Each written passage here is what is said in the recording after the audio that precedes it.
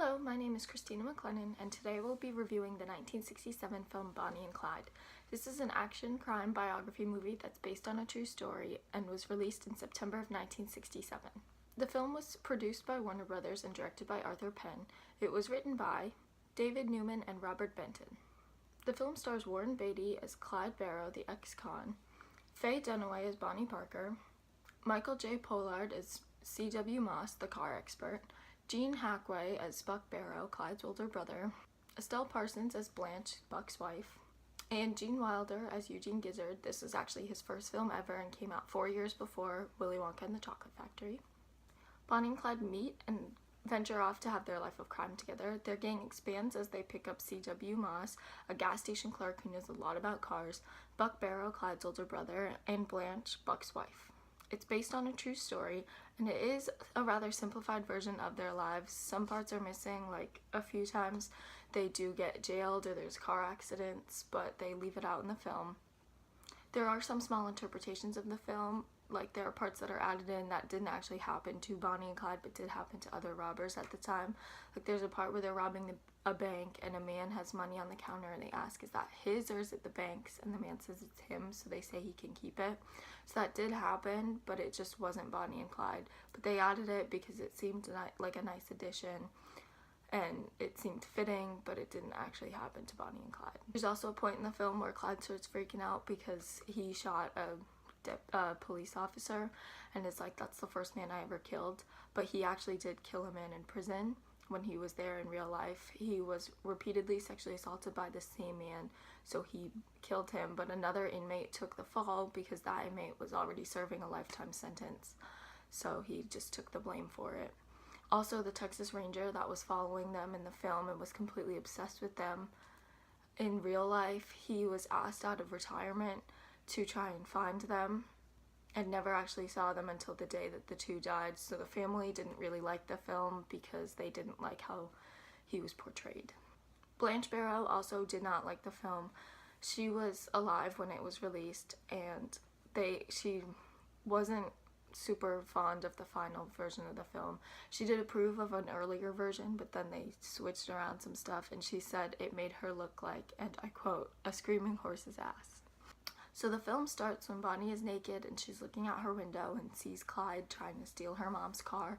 So she yells out to him and then the two of them go off together, and Clyde is telling Bonnie about his life and how he's an ex-con and he just was released from prison. And Bonnie ends up convincing him to rob a small store, and then from there the two of them just take off together.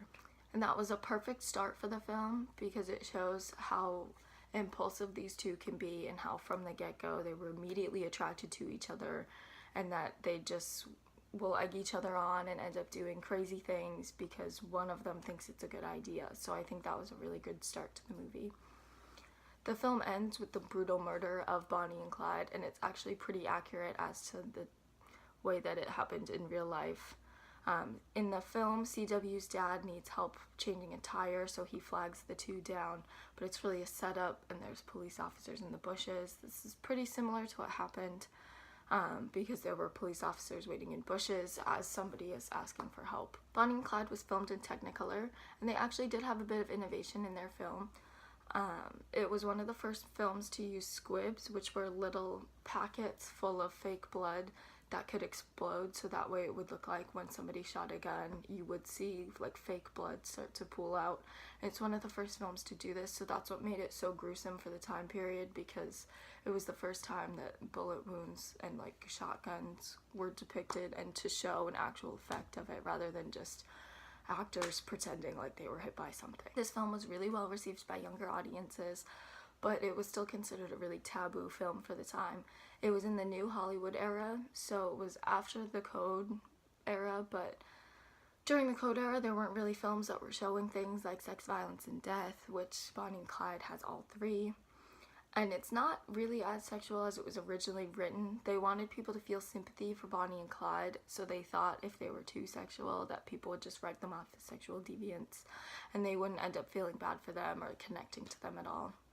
It also got mixed reviews since it was so graphic for the time period, and some people almost thought that it glorified murderers. This film also won 2 Academy Awards for Best Supporting Actress and Best Cinematography.